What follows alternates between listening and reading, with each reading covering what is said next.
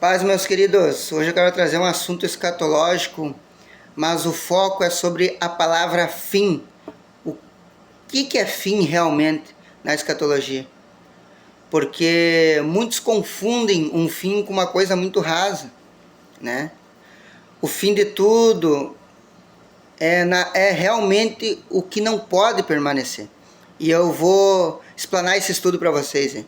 Os textos base para esse estudo é Apocalipse 21, 4, 1 Coríntios 15, 24 até o 26, Apocalipse 11, 15 e Efésios 1, 9 até o 10. Leia e acompanhe esse vídeo. O erro do conceito tradicional de fim é uma visão comum, né? Onde fim dos tempos o mundo acaba, Deus destrói tudo e encerra a história. Mas o problema dessa visão é que ela reduz Deus a um finalizador desse sistema.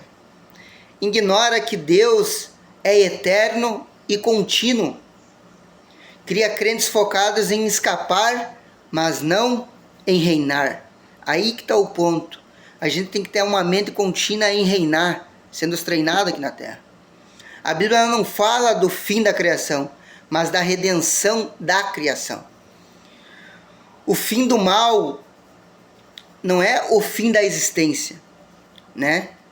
1 Coríntios ali 15, 26 diz que o último inimigo a ser destruído é a morte. O mal não é eterno. Satanás, o pecado e a corrupção têm prazo. O fim é o encerramento da rebelião, não do universo. O que termina então dentro desse contexto, né? Uma das coisas que termina: rebelião, mentira, acusação, separação. Aleluia. Mas vamos colocar os pontos então que permanecem.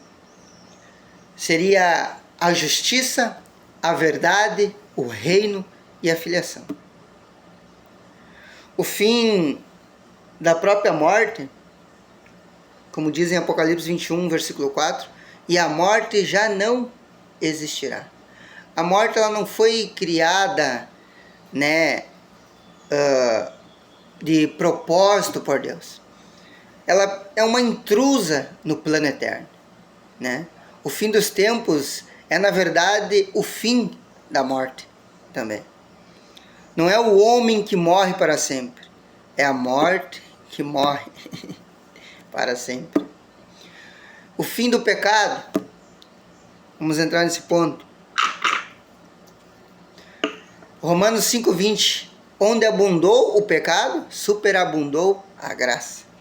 Pecado não é apenas erro moral, é uma quebra de governo. O fim é quando não haverá mais tentação, queda, culpa e consciência que acusa.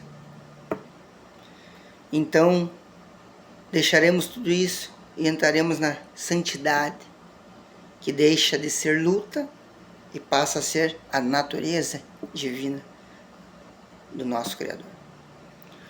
Temos também o fim do próprio tempo, como conhecemos. Apocalipse 10, versículo 6 diz: já não haverá mais tempo. Tempo existe por causa da queda.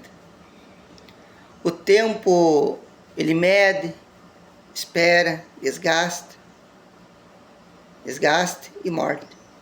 Na eternidade, não há atraso, não há ansiedade, não há contagem regressiva. E eu e você vamos experimentar desse gozo, se nós vencer até lá. O tempo, ele cumpre o seu papel e se rende à eternidade.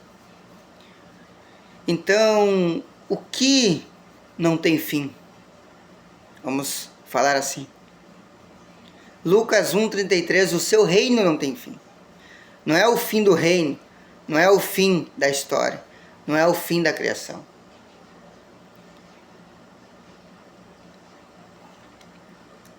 Mas é apenas o fim de tudo o que ameaça o reino de Deus. Os verdadeiros significados dos fins dos tempos, os fins são fins de ciclos, não o fim do propósito. Fim de uma velha criação, início de uma nova. Fim do governo humano e início um governo pleno em Cristo. Fim da igreja militante de hoje para um início de uma igreja reinante. Versículo que diz lá: então virá o fim quando ele entregar o reino ao Deus Pai. 1 Coríntios 15, 24. Não é o fim do reino, é o reino completamente restaurado ao Pai. Aleluia. Você está entendendo bem essa visão, aleluia, que nós temos que ter avulsa sobre o reino de Deus?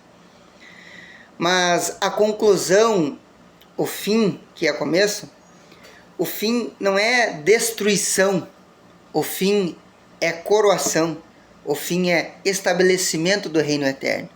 O fim dos tempos é um momento em que o tempo para de ser necessário, porque Deus passa, aleluias, a ser tudo em todos.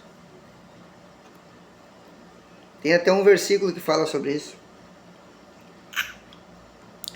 que é em 1 Coríntios 15,